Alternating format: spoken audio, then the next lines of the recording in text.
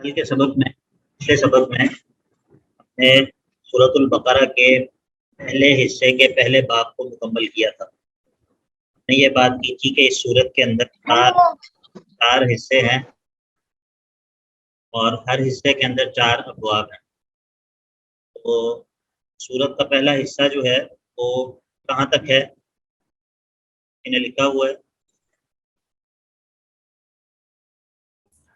जी sir 94 तक, 94 से लेकर 94 जी, आयत नंबर 94 तक। और उसके अंदर 4 हिस्से हैं और उसमें से उस हिस्से के अंदर 4 अबवाब हैं।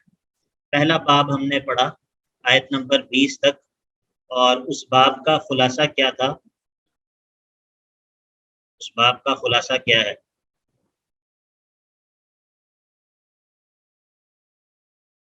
जी जी वालेकुम, जी बताइए। सर एजाज़े कुरान, खास खुलासा और कुरान पाक की कुछ सिफात का जी जिक्र था, और मुत्तकीन की 5 सिफात थी, जी कुफारे असली की सिफात थी, और मुनाफिकीन के 15 औसाफ और उनकी दुनियावी और उखरवी सजा थी। और और उसके बाद 2 मिसालें थी, जी 2 दो मिसालों का मिसालों का जिक्र था जो मुनाफिकीन, मुखालिफीन और मुनाफिकीन की थी। बिल्कुल, बारकल्लाह फीक। तो यानी कि सबसे पहले कुरान पाक का एजाज और उसकी सिफात जिक्र की, और फिर उसके बाद कुरान पाक के एतबार से लोगों के 3 गिरोह जिक्र किए। एक हैं जो कि इस किताब को मान लेते हैं ज़ाहिरन और बातिनन, दिल से भी मानते हैं, ऊपर से भी मानते हैं। दूसरे वो हैं जिन्होंने ज़ाहिरन भी इनकार किया है, बातिनन भी इनकार किया है। और तीसरे वो हैं जिन्होंने ज़ाहिरन तो मान लिया है लेकिन बातिन में वो क्या है, बातिन में उन्होंने कुफर किया है। तो ये था पहला बाब। अब जो दूसरा बाब है ये आयत नंबर 21 से लेकर 39 तक है। 21 से लेकर 39 तक, 21 से लेकर 39 तक, ये पहले हिस्से का दूसरा बाब है। ठीक है जी। और पहले हिस्से का दूसरा बाब, इसका खुलासा क्या है? इसका खुलासा पहले हम बयान करेंगे और उसके बाद फिर हम तर्जुमा पढ़ना शुरू।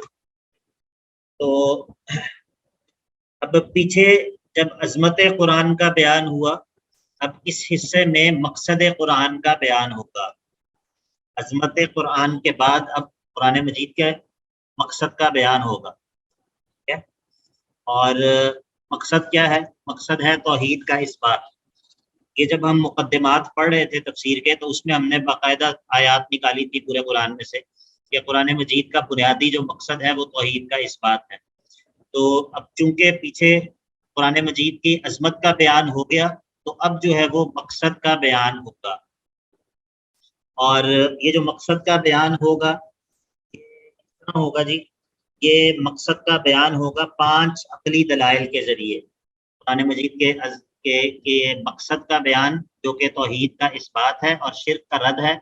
और ये मकसद तौहीद का इस्बात और शिर्क का रद्द, 5 अकली दलाइल। और जब 5 अकली दलाइल के जरिए इसका इस्बात हो जाएगा, फिर उसके बाद सिद्क़े कुरान और सिद्क़े रसूल का बयान हो, और उसके ऊपर जो है वो मुनाजरे का चैलेंज होगा सिद्क़े कुरान और सिद्क़े रसूल को साबित करने के लिए कि जो तौहीद है, तौहीद का इस्बात इस बात पर मौकूफ़ है कि कुरान की सदाकत साबित हो जाए और नबी करीम सल्लल्लाहु अलैहि वसल्लम की सदाकत साबित हो जाए। आपको बात समझ आई कि अगर कुरान मजीद की सदाकत साबित नहीं होगी और नबी करीम सल्लल्लाहु अलैहि वसल्लम की सदाकत साबित नहीं होगी, आपका सच्चा नबी होना साबित नहीं होगा, तो तौहीद का इस्बात जो है वो कैसे होगा? क्योंकि तौहीद की तरफ दावत देने वाले तो यही 2 चीज़ें हैं, यानी कि कुरान जो है वो तौहीद का इस्बात कर रहा है और नबी सल्लल्लाहु अलैहि वसल्लम तौहीद की तरफ बुला रहे हैं। तो इसीलिए इस्बात तौहीद पर 5 अकली दलाइल देने के बाद सिद्क़े कुरान और सिद्क़े नबूवत के इस बात के लिए मुखालिफीन को चैलेंज होगा। और फिर चैलेंज के बाद जो है वो बाज़ लोग मानने वाले हैं और बाज़ लोग ना मानने वाले हैं। तो जो ना मानने वाले हैं उनके लिए तखवीफ और मानने वालों के लिए बशारत, यानी कि 2 किस्म के लोग हो जाएंगे, एक मानने वाले और एक ना मानने वाले। تو نہ ماننے والوں کے لیے تخویف اور ماننے والوں کے لیے بشارت. آپ میں سے کوئی یہاں پر لکھ دیا کرے چیٹ باکس میں. پہلے ایک بہن جو ہے وہ لکھ دیتی تھیں کچھ نہ کچھ، تو اگر یہ لکھ دیں تو مجھے ذرا آسانی ہو جائے، میں ذرا اپنے قرآن مجید پہ ہی نظر رکھوں اور مجھے ٹائپ نہ کرنا. اس کے بعد جو ہے وہ پھر ایک شبہے کا جواب ہوگا، ایک شبہے کا جواب ذکر ہوگا جو قرآن مجید کے اوپر ایک اعتراض ہے مخالفین کا، مخالفین کے ایک اعتراض کا جواب ذکر ہوگا، اور قرآن مجید کے مثالوں کو بیان کرنے کی حکمت ذکر ہوگی کہ قرآن مجید مثالوں کو بیان. وہ جو اعتراض ہے مخالفین کا وہ یہ ہے کہ قرآن مجید اتنی چھوٹی چھوٹی مثالیں کیوں بیان کرتا ہے. تو اس اعتراض کا جواب ذکر ہوگا اور فائدہ ذکر ہوگا کہ ان مثالوں کو ذکر کرنے کا فائدہ کیا ہوتا ہے. اس کے بعد پھر قرآن مجید کا انکار کرنے والے لوگوں کی صفات ذکر ہوں گی، ان کے عیبوں کا بیان ہوگا، اور پھر جو ہے وہ 4 انعامات کی یاد دہانی کروائی جائے گی. 4 انعامات کا ذکر کیا جائے گا کہ اللہ رب العزت نے انسانوں پر کیا ہے. یہ موٹا موٹا خلاصہ ہے اس پورے باب کا. میں ایک دفعہ دوبارہ دہراتا ہوں، میں ایک دفعہ دوبارہ اس باب کا خلاصہ دہرانے لگا ہوں کیونکہ ابھی لوگ ساتھ ساتھ جوائن کر رہے ہیں. تو ہم نے یہ کہا ہے کہ اس سورت کے پہلے حصے کا جو دوسرا باب ہے وہ آیت نمبر 21 سے لے کر آیت نمبر 39 تک ہے. سورت کے پہلے حصے کا دوسرا باب آیت نمبر 21 سے لے کر 21 سے لے کر 39 تک ہے. اور اس کا خلاصہ کیا ہے؟ اس کا خلاصہ یہ ہے کہ عظمت قرآن کا بیان ہوا ہے پچھلے باب میں. اب جو ہے وہ مقصد قرآن کا بیان ہوگا، اور مقصد قرآن کیا ہے؟ توحید کا اثبات. توحید کا اثبات جو ہے وہ 5 عقلی دلائل کے ذریعے ہوگا، اور 5 عقلی دلائل کے ذریعے توحید کا اثبات کرنے کے بعد صدق رسول اور صدق قرآن کے لیے مخالفین کو چیلنج ہوگا، اور پھر نہ ماننے والوں کے لیے تخویف، ماننے والوں کے لیے بشارت. مخالفین کے ایک اعتراض کا جواب جو قرآن مجید کی مثالوں پر اعتراض ہے، اور قرآن مجید کی مثالیں بیان کرنے کی حکمت، اور پھر اس کا انکار کرنے والے جو ہیں ان کے عیوب کا بیان، اور پھر انسانوں پر اللہ تعالیٰ کے انعامات کا تذکرہ. تقریباً 4 بڑے انعامات کا تذکرہ ہوگا. تو یہ اس باب کا خلاصہ ہے. جی سب لوگ ساتھ شریک ہیں ہمارے. یہاں پر جو ہے خطاب عام ہوگا، خطاب عام. پیچھے اگر آپ غور کریں تو اس سے پہلے جو ہے وہ قرآن مجید میں کسی بھی جگہ براہ راست انسانیت کو خطاب نہیں کیا گیا. اب جو ہے وہ خطاب عام ہوگا. تو خطاب عام اس لیے کہتے ہیں کیونکہ یہاں پر یا ایھا الناس کہہ کے مخاطب کیا گیا ہے. اس سے اگلا باب جب شروع ہوگا تو وہاں پر خطاب خاص ہوگا. آپ ذرا آیت نمبر 40 دیکھیے، آیت نمبر 40 کو دیکھیں آپ. یا بنی اسرائیل اذکروا نعمتی التی انعمت علیکم. تو یہ یا ایھا الناس عام ہے یا بنی اسرائیل عام ہے؟ زیادہ عام کون سے والا خطاب ہے؟ جی تو اسی لیے جو ہے وہ اس کو ہم نے کہا کہ یہ خطاب عام ہے. جی آواز میں سب کو مسئلہ آ رہا ہے کیا؟ نہیں، باقی لوگوں کے لیے آواز کلیئر ہے. تو یہ خطاب عام ہے، اور یہاں پر عمومی خطاب کرنے کی وجہ یہ ہے کہ اللہ کے نبی علیہ الصلوۃ والسلام کی جو نبوت ہے وہ تمام لوگوں کے لیے، تمام انسانیت کے لیے عام ہے. اسی لیے یہاں پر جو ہے وہ خطاب عام ذکر کیا. اس کے مقابلے میں باقی انبیاء کے جو خطاب ہیں قرآن مجید میں ذکر کیے ہیں. سورہ ہود میں مختلف انبیاء کا تذکرہ کیا ہے، اس طرح اور بھی صورتوں کے اندر ذکر کیا ہے. باقی انبیاء کا جو اپنی قوموں سے خطاب ہوتا ہے وہ یا قومی کے ساتھ شروع ہوتا ہے کہ اے میری قوم. ٹھیک ہے، لیکن اللہ کے نبی علیہ الصلوۃ والسلام کا یہ خطاب جو کہ قرآن مجید نے ذکر کیا ہے یا ایھا الناس کے ذریعے ہے، کیونکہ یہ قرآن جو ہے یہ عمومی طور پہ تمام لوگوں کے لیے ہے. تو اس کو ہم نے کیا کہا؟ یہ خطاب عام ہے. یا ایھا الناس اعبدوا ربکم، یہ مقصد قرآن ہے. قرآن مجید کا مقصد جو ہے وہ کیا ہے؟ مقصد یہ ہے کہ توحید کا اثبات، اور خاص طور پہ توحید الوہیت کا اثبات. توحید الوہیت توحید الوہیت کا کیا معنی ہے؟ توحید عبادت، کہ عبادت اکیلے اللہ کے لیے خاص کی جائے، یہ مقصد ہے قرآن مجید کا، توحید الوہیت، توحید عبادت یعنی کہ، تو یہ قرآن مجید کا بنیادی اور اساسی مقصد ہے۔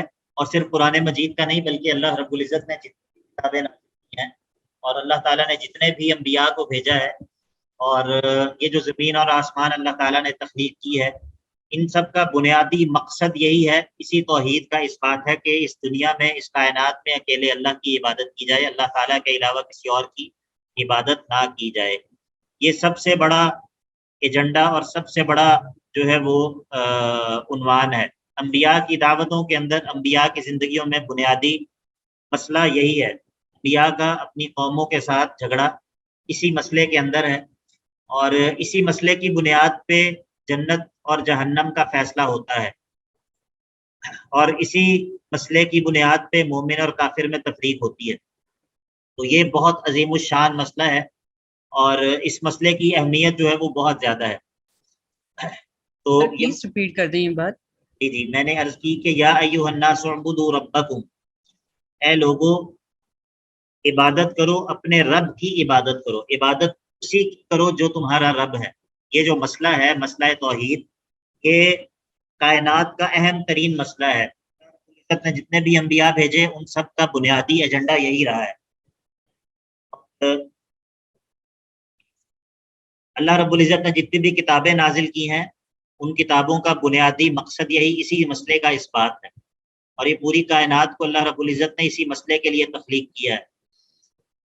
یا ایھا الناس اعبدوا ربکم، تو یہ انتہائی اہم مسئلہ ہے، اور انبیاء نے اسی مسئلے کی خاطر جو ہے وہ جانیں لی بھی ہیں اور جانیں دی بھی ہیں۔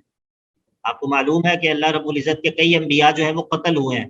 قل فلم تقتلون انبیاء اللہ من قبل، یا سورۃ البقرہ میں آئے گا کہ بنی اسرائیل نے بھی کئی انبیاء کو قتل کیا۔ انبیاء نے جانیں دی بھی ہیں اور انبیاء نے جانیں لی بھی ہیں، انبیاء نے جانیں لی بھی ہیں اور دی بھی ہیں۔ تو آپ کا کیا خیال ہے کہ جس مسئلے کے لیے انبیاء نے جان دی بھی ہو اور لوگوں کی جانیں لی بھی ہوں، وہ کیسا عظیم الشان مسئلہ ہوگا؟ اللہ کے نبی علیہ الصلوۃ والسلام نے فرمایا امرت ان اقاتل الناس حتی یشہدوا ان لا الہ الا اللہ، مجھے لوگوں سے قتال کرنے کا حکم دیا گیا ہے یہاں تک کہ وہ اس کی گواہی نہ دے دیں کہ اللہ کے علاوہ کوئی اور معبود نہیں ہے۔ تو یہ جو مسئلہ ہے یہ بہت ہی عظیم الشان مسئلہ ہے، یا اصل میں اسی مسئلے کے اس بات کے لیے جو ہے وہ ساری کوششیں کرتے رہے۔ بہرحال یا ایھا الناس اعبدوا ربکم، اے لوگو عبادت کرو، ربکم اپنے رب کی عبادت کرو۔ عبادت کرو کس کی؟ اپنے رب کی عبادت کرو۔ یہاں پر جو ہے وہ ایک اور اہم مسئلہ سمجھ لیجئے، وہ یہ ہے کہ قرآن مجید کا جو آرگومنٹ ہے اللہ تعالیٰ کی توحید کو ثابت کرنے کے لیے، توحید الوہیت کو ثابت کرنے کے لیے جو قرآن مجید کا آرگومنٹ ہے وہ کیا ہے؟ وہ یہ ہے کہ جب تم مانتے ہو کہ رب اکیلا اللہ ہے، جب تم یہ مانتے ہو کہ رب اکیلا اللہ ہے، تو عبادت بھی اسی رب کی کرنی چاہیے، عبادت بھی اسی رب کی کرو، کسی اور کی عبادت نہ کرو۔ یعنی کہ اللہ تعالیٰ کا رب ہونا، اللہ تعالیٰ کا رب ہونا دلیل ہے اس بات کی کہ الہ بھی اسی کو ہونا چاہیے۔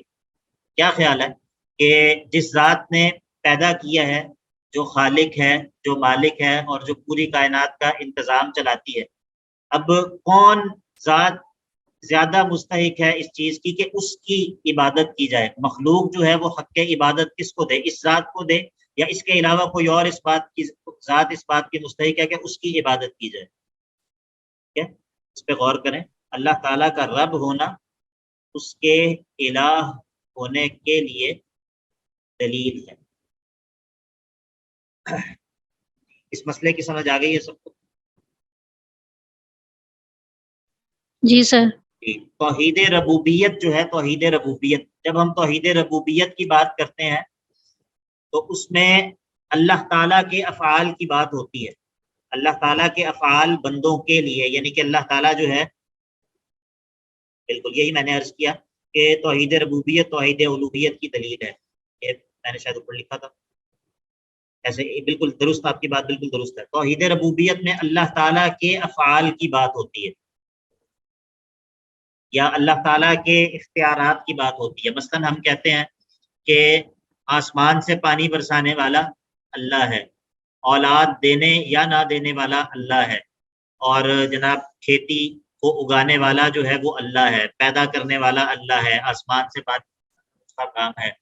اور یہ کسی کو بیمار کرنا، کسی کو صحت دینا، کسی کو زندگی دینا، کسی کو موت دینا، اور یہ تمام امور جو ہیں یہ اکیلے اللہ کے اختیار میں ہے. تو یہ توحید کی کون سی قسم ہے؟ جی کون سی؟ ربوبیت. شاباش. اور جب ہم یہ کہتے ہیں کہ بندے کس کو پکاریں گے، بندوں کو بندے کس کے لیے قیام کریں گے، کس کے لیے رکوع کریں گے، کس کے لیے سجدہ کریں گے، کس کے لیے طواف کریں گے، کس کے لیے قربانی کریں گے، کس کے لیے نذر و نیاز کریں گے، کس کے لیے ذبح کریں گے، کس کو پکاریں گے، اور کس سے شدید ترین محبت رکھیں گے، کس کے سامنے عاجزی کریں گے، یہ تمام چیزیں یہ کون سی قسم میں آئیں گی توحید کی؟ توحید الوہیت میں. ٹھیک ہے جی. تو یہ جو کفار تھے ہر زمانے میں، یہ توحید ربوبیت کو تسلیم کیا کرتے تھے، توحید ربوبیت کو مانتے تھے، اگرچہ ان کی توحید ربوبیت کے اندر بھی کچھ مسائل ہوا کرتے تھے. یعنی کہ ایسا نہیں تھا کہ یہ بالکل اسی طرح اللہ تعالیٰ کو رب تسلیم کرتے تھے جس طرح کرنا چاہیے، لیکن مجموعی طور پہ، اجمالی طور پہ موٹے موٹے جو توحید ربوبیت کے آسپیکٹس ہیں ان کو کفار بھی تسلیم کیا کرتے تھے. اجمالی طور پر توحید ربوبیت کو کفار مکہ بھی مانتے تھے. تو پھر اصل جھگڑا اللہ کے نبی علیہ الصلوۃ والسلام کا یا دیگر انبیاء کا اپنی قوم سے وہ کس مسئلے میں تھا؟ اصل جھگڑے کی اصل جو محل نزاع تھا وہ کیا تھا؟ کون سا مسئلہ تھا؟ توحید الوہیت میں. وہ الوہیت کا مسئلہ تھا کہ عبادت کس کی ہوگی. ٹھیک ہے. اصل جو جھگڑا تھا وہ اس مسئلے کے اندر تھا. ٹھیک ہے جی. تو یہاں پر دیکھیے قرآن مجید کا استدلال کیا ہے. یا ایھا الناس اعبدوا ربکم، اے لوگو عبادت کرو. کس کی عبادت کرو؟ یہاں پر یہ نہیں کہا اللہ کی عبادت کرو، یہاں پر کیا کہا ہے؟ اعبدوا ربکم، اپنے رب کی عبادت کرو. ٹھیک ہے. یعنی کہ اس جملے کے اندر دعویٰ بھی ہے اور دلیل بھی ہے. اس کے اندر دعویٰ بھی ہے اور دلیل بھی ہے. دعویٰ کیا ہے؟ کہ اعبدوا، عبادت کرو. اور دلیل کیا ہے؟ دلیل یہ ہے کہ جو تمہارا رب ہے اس کی عبادت کرو. ربکم، اپنے رب کی عبادت کرو. یعنی کہ جو تمہارا رب ہے وہی اس بات کو ڈیزرو کرتا ہے کہ اسی کی عبادت کی جائے. یا ایھا الناس اعبدوا ربکم. آگے جو ہے وہ دلائل کا ذکر ہے، اور یہ رب کی بھی تفصیل ہے کہ رب کس کو کہتے ہیں. یہ جب ہم نے فاتحہ میں رب العالمین پڑھا تھا، الحمدللہ رب العالمین، تب بھی ہم نے یہ آیت نکالی تھی کہ رب کسے کہتے ہیں. تو رب کسے کہتے ہیں؟ دیکھیے، الذی خلقکم، رب وہ ہے کہ جس نے تمہیں پیدا کیا ہے، تم سب کو عدم سے وجود بخشا ہے. والذین من قبلکم، اور ان کو بھی جو تم سے پہلے تھے ان کو بھی اسی نے پیدا کیا ہے. اسی اکیلے کی عبادت کرو جو تمہارا رب ہے. اور وہ رب کون ہے؟ جس نے تم سب کو بھی پیدا کیا ہے اور تم سے پہلے والے لوگوں کو بھی پیدا کیا ہے. تو یہ پہلی دلیل عقلی ہے. پہلی دلیل عقلی ہے، اس کو کہتے ہیں دلیل عقلی انفسی. انفس نفس کی جمع ہے. انفسی اس کو اس لیے کہتے ہیں کہ اس کا تعلق اپنے نفسوں کے ساتھ ہے. ٹھیک ہے. تو پہلی دلیل ہے دلیل عقلی انفسی، اس کا تعلق اپنے نفوس کے ساتھ ہے. جس طرح اللہ رب العزت قرآن پاک میں کہتا ہے نا کہ وفی انفسکم سنریہم آیاتنا فی الآفاق وفی انفسہم حتی یتبین لہم انہ الحق. ہم ان کو دکھائیں گے اپنی نشانیاں آفاق میں بھی اور ان کی اپنی نفسوں میں بھی دکھائیں گے، یہاں تک کہ ان کو یقین آ جائے کہ یہ قرآن حق ہے. تو یہ دلیل عقلی انفسی ہے. دیکھیں اس کا تعلق اپنے نفوس کے ساتھ ہے. تو یہ پہلی دلیل ہے اس دعوے پر کہ اسی اللہ کی عبادت کرو جس نے تمہیں بھی پیدا کیا ہے اور تم سے پہلے والے لوگوں کو بھی پیدا کیا ہے. لعلکم تتقون، تاکہ یہ عبادت اللہ اکیلے کی کیوں کرو؟ تاکہ تم بچ جاؤ النار یا العذاب، تاکہ تم آگ سے بچ جاؤ. یہ تتقون کا مفعول جو ہے وہ نکالیں گے، یا پھر ہم یہاں پر نکالیں گے العذاب، تاکہ تم آگ سے بچ جاؤ یا تاکہ تم عذاب سے بچ جاؤ، لعلکم تتقون النار، تاکہ تم بچ جاؤ، تتقون تم بچ جاؤ، کس چیز سے بچ جاؤ؟ النار آگ سے، یا پھر العذاب عذاب سے بچ جاؤ۔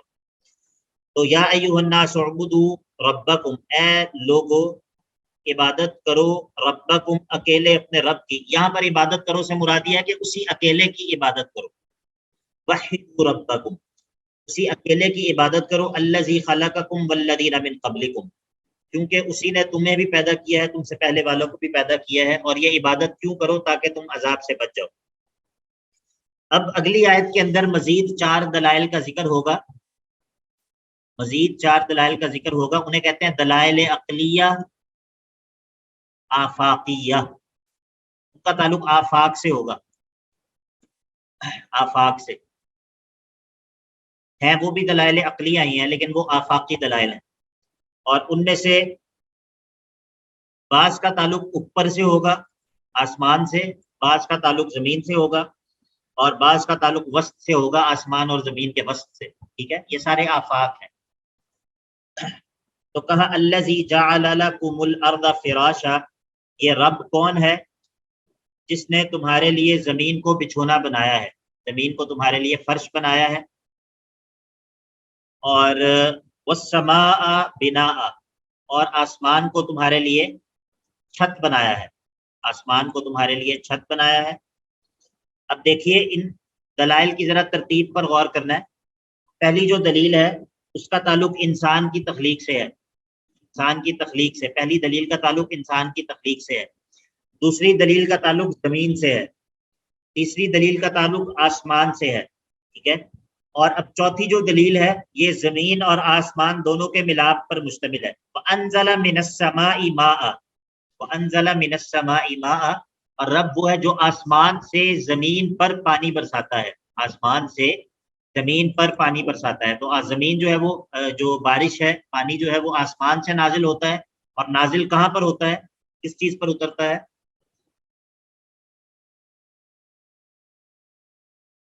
زمین پہ۔ جی، زمین پر اترتا ہے۔ تو یہ دلائل کی ترتیب ذرا آپ نے دیکھی ہے، کتنی خوبصورت ترتیب ہے۔ اور پھر اس آسمان اور زمین کے ملاپ، یعنی کہ یہ جو پانی اللہ تعالیٰ آسمان سے نازل کرتا ہے زمین پہ پہنچ جاتا ہے، اس کے ذریعے پھر اللہ تعالیٰ زمین سے انسانوں کے لیے ثمرات نکالتا ہے، فأخرج به، اور پھر اللہ نکالتا ہے، رب وہ ہے جو نکالتا ہے، به یعنی کہ اس پانی کے ذریعے، به یعنی کہ بالماء، یہ جو پانی آسمان سے نازل ہوا ہے اس کے ذریعے اللہ تعالیٰ نکالتا ہے، کیا نکالتا ہے؟ من الثمرات، زمین کی آمدنیاں، زمین کی آمدنیاں، ٹھیک ہے، یہاں پر ثمرات سے مراد صرف پھل فروٹ نہیں ہے، ثمرات سے مراد ہر وہ چیز ہے جو کہ زمین سے نکلتی ہے، انسان کے فائدے کی ہے، اس میں معدنیات وغیرہ بھی شامل ہیں، ٹھیک ہے، مطلب زمین سے پیٹرول نکلتا ہے، سونا نکلتا ہے، گیس نکلتی ہے، دیگر جو تانبا نکلتا ہے، باقی دھاتیں نکلتی ہیں، تو یہ بھی ثمرات میں شامل ہیں، ٹھیک ہے، ثمرات سے مراد یہاں پر صرف پھل اور فروٹ نہیں ہے، بلکہ جو کچھ بھی اللہ تعالیٰ زمین سے نکالتا ہے وہ تمام چیزیں ثمرات میں شامل ہیں، رزقا لکم، تمہارے فائدے کے لیے، تمہارے فائدے کے لیے اللہ تعالیٰ زمین سے جو ہے وہ آمدنیاں زمین کی نکالتا ہے۔ اب دیکھیے ترتیب دلائل کی، کہ سب سے پہلے انسان کی تخلیق کا ذکر کیا جو کہ اصل ہے، ظاہر ہے کہ جب اگر انسان کی تخلیق ہی نہ ہو تو عبادت کا مطالبہ کس سے ہوگا، اور اس کے بعد پھر زمینی نعمت کا ذکر کیا، پھر اس کے بعد جو ہے وہ آسمانی نعمت کا ذکر کیا، اور یہ وَأَنزَلَ مِنَ السَّمَاءِ مَاءً، یہ زمین اور آسمان دونوں کا ملاپ ہے، اسی لیے ہم نے کہا کہ یہ وسطی دلیل ہے، وسطی، ٹھیک ہے، یہ اس میں زمین اور آسمان دونوں کا ملاپ ہوتا ہے، یعنی کہ آسمان سے زمین، آسمان سے پانی برستا ہے اور زمین پر برستا ہے، اور یہ وسطی دلیل ہو گئی، اس کا تعلق آسمان اور زمین کے وسط سے ہے۔ اور پھر فأخرج به من الثمرات رزقا لکم، اللہ تعالیٰ جو ہے وہ اس کے ذریعے زمین کے جو فوائد اور ثمرات ہیں ان کو بندوں کے لیے نکالتا ہے۔ تو یہ 5 دلائل ذکر کیے، ایک دلیل انفسی تھی پچھلی آیت میں، آیت نمبر 21 میں دلیل انفسی تھی، اور آیت نمبر 22 کے اندر 4 دلائل ہیں، آفاقی دلائل ہیں چاروں، اور ان میں سے ایک علوی دلیل ہے یعنی کہ جس کا تعلق آسمان سے ہے، ایک سفلی دلیل ہے جس کا تعلق زمین سے ہے، ایک وسطی دلیل ہے جس کا تعلق دونوں کے درمیان سے۔ اخرج به من الثمرات رزقا لکم، اور یہ نتیجہ ہے یہ نتیجہ ہے کہ ان زمین اور آسمان میں سے پھر اللہ تعالیٰ بارش برساتا ہے اور اس کے ذریعے بندوں کے لیے ان کے زندگی کا جو زندگی گزارنے کے جو اسباب ہیں وہ نکالتا ہے. اس سے مراد صرف پھل نہیں ہے, ٹھیک ہے. مثلاً جو جانور ہیں جن کا آپ دودھ پیتے ہیں یا گوشت کھاتے ہیں, ان جانوروں کی زندگی بھی اسی زمین سے نکلنے والے چارے پر منحصر ہے. انسانوں کے کھانے پینے کا سامان جو ہے اس کا دار و مدار بھی بارش پر اور زمین سے نکلنے والی چیزوں پر ہے. کیا اسی طرح انسان جو لباس پہنتے ہیں اس لباس کی بھی اکثر جو مصدر ہے وہ زمین سے نکلنے والے پودے ہیں. اسی طرح انسان جو دھاتیں استعمال کرتے ہیں, جو چیزیں بناتے ہیں, اس کے لیے جو دھاتیں استعمال کرتے ہیں وہ ساری کی ساری بھی زمین سے نکلتی ہیں. تو اگر آپ غور کریں تو یہ بہت بڑی بڑی نعمتیں اللہ رب العزت نے اس آیت کے اندر بیان کی ہیں. بہت بڑی بڑی نعمتیں اللہ رب العزت نے اس آیت کے اندر بیان کی ہیں. تو اب مجھے بتائیے کہ جس نے یہ سارے کام کیے ہوں, جس ذات نے انسانوں کے لیے یہ سب کچھ کیا ہو, کیا اس ذات کے علاوہ بھی کوئی ذات اس بات کی مستحق ہے کہ عبادت کا حق اس ذات کو دیا جائے؟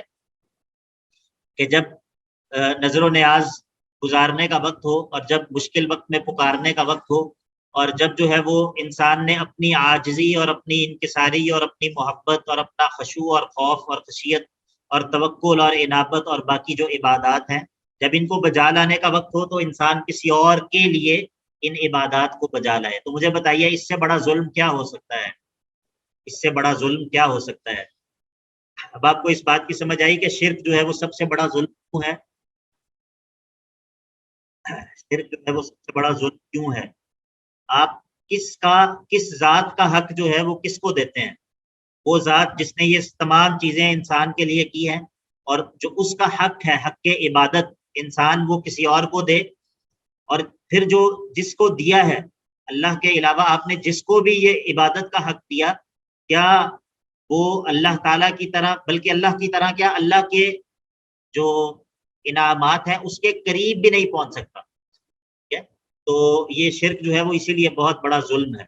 یعنی کہ شرک کا ظلم ہونا یہ کوئی ایسی بات نہیں ہے کہ جو کہ صرف نصوص کی وجہ سے ہمیں سمجھ آتی ہے. یہ عقل اس بات کا تقاضا کرتی ہے, عقل اس بات کا تقاضا کرتی ہے کہ یہ حق عبادت جو ہے وہ اسی کو دیا جائے, اسی کے لیے اس کو خاص رکھا جائے جو ہمارا رب ہے. تو یہ اس مسئلے کو اچھی طرح سمجھ لیں, یہ انتہائی اہم مسئلہ ہے. دیکھیے, یہ ایک انسان جو ہے وہ ہمیشہ کے لیے جنت میں چلا جاتا ہے, ہمیشہ کے لیے. اور مطلب یہ جو لفظ ہے ہمیشہ کا لفظ, یہ ہم بول تو دیتے ہیں, لیکن اگر آپ اس کی انفینٹی پر غور کریں تو آپ جو ہے وہ آپ کو محسوس ہوگا کہ انسان کا جو تصور ہے وہ محدود ہے. لیکن یہ جو ہمیشہ کا لفظ ہے یہ اس کے اندر ایک انتہائی لامحدودیت ہے. یہ بالکل انفینٹ, نہ ختم ہونے والی زندگی.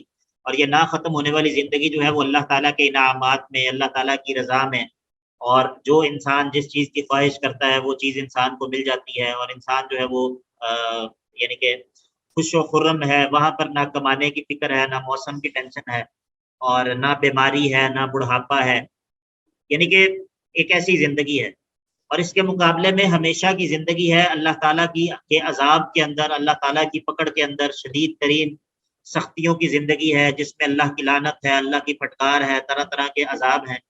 تو ان دونوں زندگیوں کے درمیان جو فرق ہے وہ فرق کس مسئلے کے ذریعے ہے؟ وہ اس مسئلے کے ذریعے فرق ہے کہ لا الہ الا اللہ, کہ کون ہے جو کہ لا الہ الا اللہ والا ہے اور کون جو ہے وہ لا الہ الا اللہ کے بغیر والا ہے. تو پھر آپ سوچئے کہ اس مسئلے کا درست فہم اور اس کلمے کا اعادہ کرتے رہنا, اس کلمے کی تجدید کرتے رہنا, اس کلمے کے معنی کو جاننا اور ان چیزوں کو جاننا جس سے یہ کلمہ ٹوٹ جاتا ہے, ختم ہو جاتا ہے, اور پھر ان چیزوں سے بچتے رہنا, شرک سے بھاگنا, شرک سے اور اہل شرک سے دوری اختیار کرنا, اور توحید کا جو ہے وہ توحید کو جاننا سمجھنا, توحید سے اور توحید والوں سے محبت اور دوستی اختیار کرنا. یہ سب چیزیں کتنی اہم ہیں اور یہ کتنی مرکزی چیزیں ہیں, ٹھیک ہے. تو اسی لیے آپ یہاں پر دیکھ لیے کہ قرآن مجید نے انسانوں کو خاطب کیا ہے, خطاب عام کیا ہے, اور سب سے پہلے کون سا مسئلہ ذکر کیا ہے کہ نالیاں پکی کون کرے گا اور سڑکیں کون بنائے گا, اور جو قوم کی معاشی حالت ہے اس کو کون سدھارے گا, اور قوم کی اخلاقیات کو کون درست کرے گا, اور الی غیر ذالک من الاشیاء، ٹھیک ہے، یہ تمام چیزیں جو کہ لوگوں کی دعوت کے اندر سب سے پہلے ہوتی ہیں، ٹھیک ہے، ہم آپ کے معاشی مسائل کو حل کر دیں گے، ہم آپ کی نالیاں پکی کر دیں گے، ہم آپ کی سڑکیں پکی کر دیں گے، ہم آپ کو جناب جس طرح آپ دیکھتے ہیں سیاسی جماعتوں کی جو دعوت ہے وہ کس چیز پر کھڑی ہوتی ہے؟ کون سی سیاسی جماعت ہے جو کہ معاشرے کے اندر یہ دعوت دے کہ لا الہ الا اللہ؟ کسی کا دماغ خراب ہوا ہے کہ وہ معاشرے کے اندر لا الہ الا اللہ کی دعوت ہے، اس کو ووٹ کون دے گا؟ ابھی آج میں دیکھ رہا تھا کہ ایک معروف اسلامی جماعت کے سربراہ ایک اسلام آباد میں ایک عرس کے اندر شریک تھے اور وہاں پر جو ہے وہ خطاب کرتے تھے۔ اب آپ مجھے بتائیے کہ کیا کوئی بندہ جو ہے وہ ایسی جگہ پر اگر یہ دعوت لے کر کھڑا ہو اور اس کی دعوت کا جو مرکزی عنوان ہے وہ لا الہ الا اللہ ہو، تو اس کو کون ووٹ دے گا معاشرے کے اندر؟ ٹھیک ہے، تو یہ انتہائی بہت بڑا انحراف ہے، بہت بڑا انحراف ہے۔ اسی لیے اس بات کو سمجھنا چاہیے کہ جو توحید ہے، یہ جو مسئلہ عبادت ہے کہ اللہ کے علاوہ کوئی اور اس بات کا مستحق نہیں ہے کہ اس کے نام کی نظر و نیاز دی جائے، اس کے نام پر ذبح کیا جائے، مشکلات کے اندر اس کو پکارا جائے۔ اور عبادت کی جتنی بھی صورتیں ہیں، عبادت کی جتنی بھی صورتیں ہیں، چاہے وہ قلبی عبادات ہوں، چاہے وہ مالی عبادات ہوں، چاہے وہ بدنی عبادات ہوں، یہ اکیلے اللہ کا حق ہے اور اللہ کے علاوہ کسی اور کے لیے ان عبادات کو نہیں بجا لایا جا سکتا۔ ٹھیک ہے، تو یہ بنیادی مسئلہ ہے، بنیادی مسئلہ ہے۔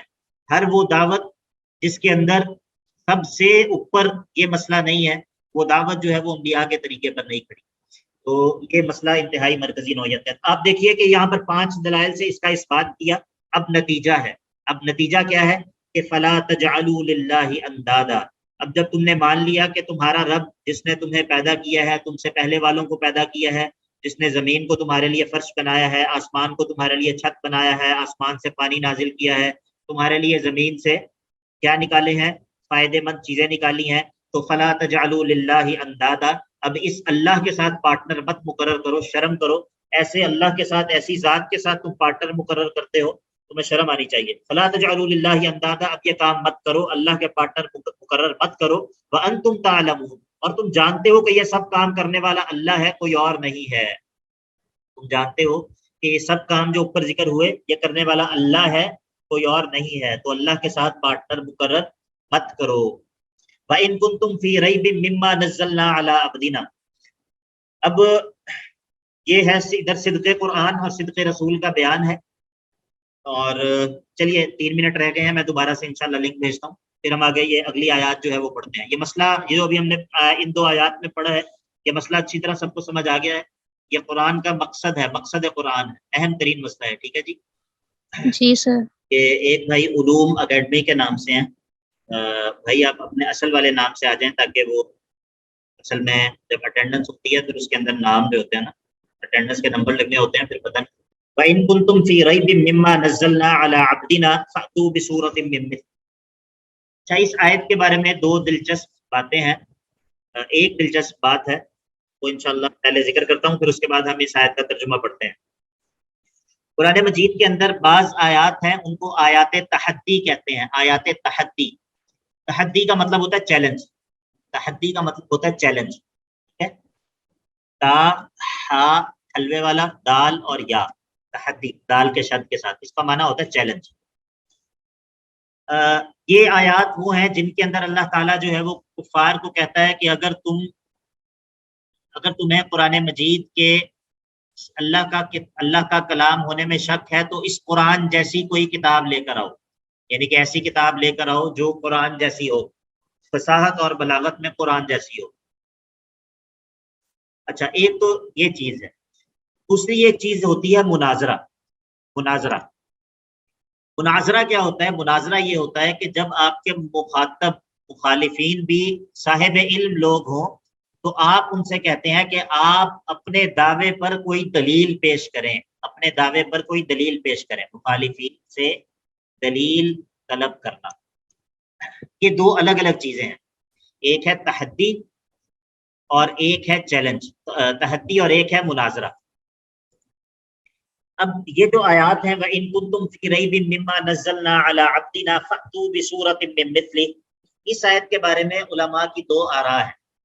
بعض علماء یہ کہتے ہیں کہ یہ بھی آیات تحدی میں سے ہے، جس طرح قرآن مجید میں دوسری جگہوں پر اللہ تعالیٰ نے کفار سے مطالبہ کیا ہے کہ اگر تمہیں قرآن کے اللہ کی کتاب ہونے میں شک ہے تو تم اس قرآن جیسی فصاحت و بلاغت والی کوئی اور کتاب لے آؤ، کوئی سورت ہی لے آؤ، ٹھیک ہے، کوئی اس سے ملتی جلتی کوئی کتاب لے آؤ تو ہم مان جائیں گے کہ ٹھیک ہے، جس طرح تم نے بھی ایک اسی طرح کی فصاحت و بلاغت والی کتاب پیش کر دی تو شاید محمد صلی اللہ علیہ وسلم نے بھی اپنی طرف سے یہ کتاب بنا کر پیش کر دی۔ یہ ہے تحدی۔ لیکن چیلنج مناظرہ یہ ہے کہ جب آپ کے مخاطب جو ہے وہ اہل علم ہو تو آپ ان سے یہ کہیں گے کہ ہم نے اوپر مسئلہ توحید کو بیان کر دیا دلائل کے ساتھ، اب اگر تم اس مسئلے کو نہیں تسلیم کرتے تو تم کسی آسمانی کتاب سے کوئی دلیل اپنے شرک کے اوپر پیش کرو، تم اپنے شرک پر کسی آسمانی کتاب سے کوئی دلیل پیش کرو۔ یہ ہے مناظرہ۔ آپ کو دونوں چیزوں کا فرق سمجھ آیا ہے، دونوں باتوں کا؟ جی، دونوں باتوں جی کا سر۔ اب بعض علماء یہ کہتے ہیں کہ یہ جو آیات ہیں وَإِن كُنتُمْ فِي رَيْبٍ مِّمَّا نَزَّلْنَا، یہاں سے یعنی کہ آیت نمبر 23 اور 24 یہ آیات تحدی ہیں، لیکن بعض علماء جو کہ تعداد میں کم ہیں ان کا یہ کہنا ہے کہ نہیں، یہ آیات مناظرہ ہیں، ان آیات میں مناظرے کی دعوت ہے۔ اور ہمارے شیخ سید عبدالسلام رستمی رحمہ اللہ وہ بھی اسی دوسری بات کو جو ہے وہ ترجیح دیتے ہیں اور اس بات کو کہتے ہیں کہ یہ بات زیادہ مضبوط ہے کہ یہاں پر جو ہے مناظرے کی دعوت ہے، مناظرے کا چیلنج ہے، یہاں پر تحدی نہیں ہے، اور اس کے پھر دلائل ہیں، مختلف ذکر کرتے ہیں۔ بہرحال ہم دونوں اعتبار سے ترجمہ پڑھتے ہیں اور پھر آپ دیکھیے گا، غور کریے گا کہ آپ کو کیا چیز زیادہ مناسب لگتی ہے۔ وَإِن كُنتُمْ فِي رَيْبٍ مِّمَّا نَزَّلْنَا، ان آیات کے اندر کیا ہے؟ صدق رسول اور صدق قرآن، ٹھیک ہے۔ ان آیات کا عنوان کیا ہے؟ صدق رسول اور صدق قرآن کا بیان۔ اور یہ صدق کس طرح ثابت کیا جائے گا؟ مناظرے کے ذریعے، مناظرے کے ذریعے یا چیلنج کے ذریعے، دونوں توجیحات کے مطابق۔ وَإِن كُنتُمْ فِي رَيْبٍ، اور اگر تم شک میں ہو، اگر تمہیں شک ہے، مما نزلنا علی عبدنا، اس چیز کے بارے میں کہ جو چیز ہم نے اپنے عبد پر نازل کی ہے، جو چیز ہم نے اپنے عبد پر نازل کی ہے۔ یہاں پر عبد سے مراد کون ہے؟ نبی کریم صلی اللہ علیہ وسلم۔ نبی کریم صلی اللہ علیہ وسلم۔ باقی سب لوگ بھی دیکھ رہے ہیں، غور کر رہے ہیں، یہاں پر اللہ تعالیٰ نے اپنے بندے کی، اپنے نبی کی کون سی صفت ذکر کی ہے؟ اللہ کے نبی صلی اللہ علیہ وسلم کی بہت ساری صفات میں سے یہاں پر کون سی صفت ذکر کی ہے؟ سر بشر نہیں، یہاں پر رسول ہونے کی۔ یہ رسول کا لفظ تو یہاں پر ہے ہی نہیں نا۔ یہاں پر اللہ تعالیٰ نے کہا ہے علی عبدنا، عبد ہونا، عبد ہونا۔ یہ ان بہن نے صحیح جواب دی ہے، عبد۔ اللہ تعالیٰ نے اس مقام پہ اپنے نبی کی بہت ساری صفات میں سے صفت عبدیت ذکر کیا کہ یہ میرا عبد ہے، یہ میرا عبد ہے۔ اگر آپ غور کریں تو اس میں بڑی لطیف مناسبت ہے، بڑی خوبصورت مناسبت ہے، سبحان اللہ۔ کیا مناسبت ہے؟ یہاں پر کس مسئلے کی بات ہو رہی ہے، کس مسئلے کی دعوت دی جا رہی ہے؟ توحید کی۔ یعنی کہ یہ مسئلہ کہاں سے شروع ہوا ہے؟ دیکھیے آیت نمبر 21 کہاں سے شروع ہو رہی ہے؟ جی لوگ غور کریں، سب دیکھیں۔ یا ایھا وہ الناس، بھی اسی سے ہو رہی ہے نا، جی جی، اب سے ہی شروع ہو رہی ہے۔ یا ایھا الناس، کیا کرو؟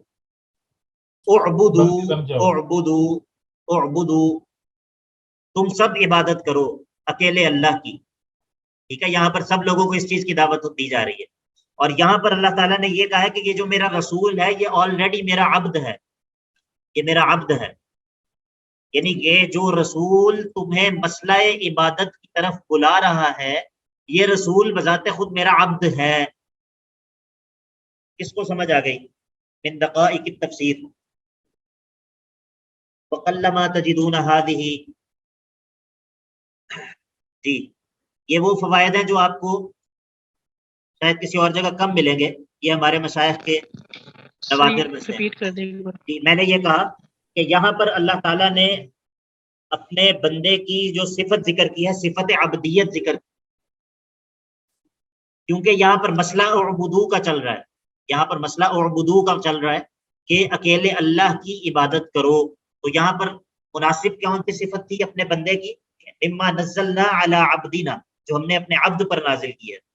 یعنی کہ رسول تمہیں جس مسئلے کی طرف دعوت دے رہا ہے وہ بذات خود میرا عبد ہے، تو بذات خود عبد ہے، اسی لیے وہ تمہیں مسئلہ عبادت کو مان لینے کی دعوت دے رہا ہے۔ تو مما نزلنا علی عبدنا، اگر تمہیں شک ہے اس پر تو کیا کرو، اب یہ دیکھیے ادھر غور کریں، فَأْتُوا بِسُورَةٍ مِّن مِّثْلِهِ، فَأْتُوا بِسُورَةٍ مِّن مِّثْلِهِ، اگر ہم اس کو تحدی والی توجیہ کریں، اگر ہم اس کو تحدی والی توجیہ کریں تو پھر کیا معنی ہے، فَأْتُوا بِسُورَةٍ مِّن مِّثْلِهِ، ایک صورت لے آؤ، مِن مِّثْلِهِ، جو اس قرآن کے مثل ہو فصاحت و بلاغت میں، جو اس قرآن کے مثل ہو فصاحت و بلاغت میں، تم بھی اس طرح کی کوئی صورت لے آؤ۔ یہ تب ہے جب ہم مانا کریں تحدی والا، فَأْتُوا بِسُورَةٍ مِّن مِّثْلِهِ، ایک صورت لے آؤ، مِن مِّثْلِهِ، جو مثل ہو اس قرآن کے کس چیز میں، فصاحت و بلاغت میں۔ وَادْعُوا شُهَدَاءَكُم مِّن دُونِ اللَّهِ، اور اللہ کے علاوہ جو تمہارے معبود ہیں یا جو تمہارے علماء ہیں ان کو بھی بلا لو، سے بھی مدد حاصل کر لو، ان کنتم صادقین، اگر تم سچے ہو اس بات میں کہ یہ کتاب اللہ کی کتاب نہیں ہے، اگر تم اس دعوے میں سچے ہو کہ یہ کتاب اللہ کی کتاب نہیں ہے تو اس قرآن جیسی فصاحت و بلاغت والی کوئی اور کتاب لے آؤ، کوئی صورت اس جیسی لے آؤ۔ جی یہ معنی سمجھ آ گیا، یہ تحدی والا معنی ہے۔ جی اب دوسرا معنی سنیں، دوسرا معنی یہ ہے کہ ان کنتم فی ریب مما نزلنا علی عبدنا، اگر تمہیں اس مسئلے میں، یعنی کہ یہ مسئلہ توحید جس کا اوپر ذکر ہوا ہے جو ہم نے اپنے بندے پر نازل کیا ہے، اس میں تمہیں کوئی شک ہے تو فأتوا بسورۃ، تم بھی کوئی صورت لے آؤ دلیل کے طور پہ، تم بھی کوئی صورت لے آؤ دلیل کے طور پہ، لیکن ظاہر ہے کہ صورت تم نے اپنے پیٹ سے نہیں لے کر آنی بطور دلیل، دلیل تو وہ ہوتی ہے جو آسمانی ہو، دلیل تو وہ ہوتی ہے جو آسمانی ہو۔ تو من مثلی ہی، اس قرآن کے مثل، اس قرآن کے مثل جو کتابیں ہیں ان سے کوئی دلیل تم اپنے دعوے پر لے آؤ، ان سے کوئی دلیل تم اپنے دعوے پر لے آؤ۔ اور قرآن کی مثل کیا ہے، تورات ہے، انجیل ہے یا سابقہ کتابیں ہیں۔ اگر تمہیں اس مسئلہ توحید میں شک ہے اور تم ہماری مخالفت کرنا چاہتے ہو تو تم، جس طرح ہم نے آسمانی دلیل پیش کی ہے، ہم نے قرآن پیش کیا ہے، تم اس قرآن کے مثل، اس قرآن کے مثل، یعنی کہ جس طرح یہ قرآن آسمانی کتاب ہے، اس کے مثل سے کوئی صورت لے آؤ اپنے دعوے پر، تورات سے یا انجیل سے اپنے دعوے کے اس بات میں کوئی آسمانی دلیل پیش کرو۔ اب یہ کیا ہے، اب یہ تحدی نہیں ہے، اس کو ہم کیا نام دیتے ہیں، ناظرہ، مخالف سے دلیل طلب کرنا۔ اور وَادْعُوا شُهَدَاءَكُم مِّن دُونِ اللَّهِ، یہاں پر شُهَدَاءَكُم پھر علماءَكُم کے معنی میں ہے، علماء کے معنی میں ہے، اپنے علماء کو بھی بلا لو، شُهَدَاءَكُم مِّن دُونِ اللَّهِ، اللہ کے علاوہ تم نے اپنے علماء کو، جن کو تم حلال و حرام کا اختیار تم نے دیا ہوا ہے، ان کو بھی بلا لو، من دون اللہ ان کنتم صادقین، اگر تم اس دعوے میں سچے ہو، اگر تم اس دعوے میں سچے ہو کہ یہ قرآن اللہ کی کتاب نہیں ہے، یہ قرآن اللہ کی کتاب نہیں ہے۔ جی کس کو سمجھ آ گئی؟ آ گئی سر۔ سر آگے جی تو کیا کون سی توجیہ زیادہ مناسب لگ رہی ہے؟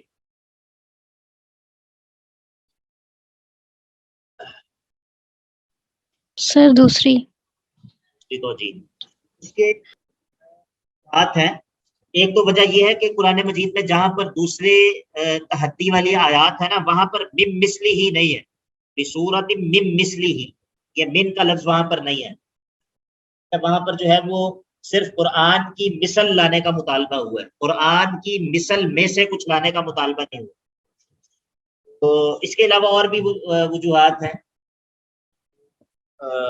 ذکر کیے ہیں، جن لوگوں نے اس توجیہ کو ترجیح دی ہے وہ ذکر کرتے ہیں، لیکن بہرحال مقصد یہ تھا کہ آپ کے علم میں یہ بات ہو کہ اس آیت کے اندر دو توجیہات ہیں۔ ایک توجیہ تو وہی ہے جو قرآن مجید کے اندر اور جگہوں پہ بھی ہے کہ اللہ تعالیٰ جو ہے وہ مخالفین سے مطالبہ کرتا ہے کہ اس کتاب جیسی فصاحت و بلاغت کی کوئی کتاب لا کر دکھاؤ، جس کو ہم اعجاز قرآن کہتے ہیں۔ اور دوسرا یہاں پر کیا مسئلہ ہے، دوسری توجیہ یہاں پر یہ ہے کہ یہ مخالفین سے کو مناظرے کی دعوت ہے مسئلہ توحید کو ثابت کرنے کے لیے، اور یہ توجیہ اسی لیے بھی زیادہ دل کو پسند آتی ہے کیونکہ یہاں پر جو مخاطبین ہیں وہ اہل کتاب ہیں، اور آپ جانتے ہیں کہ اہل کتاب علماء ہیں، مخاطبین اہل کتاب اور اہل کتاب کے علماء ہیں، تو وہ مخاطب ہیں، تو جب علماء سے بات ہوتی ہے تو مناظرہ ہوتا ہے، دلیل طلب کی جاتی ہے کہ جس طرح ہم نے دلیل جو ہے وہ ذکر کی ہے، آسمانی دلیل ذکر کی ہے، تو تم بھی اپنے دعوے کوئی آسمانی دلیل ذکر کرو۔ بہرحال دونوں توجیہات درست ہیں، ایسا نہیں ہے کہ کوئی توجیہ بھی غلط ہے، دونوں توجیہات اپنی اپنی جگہ درست ہیں۔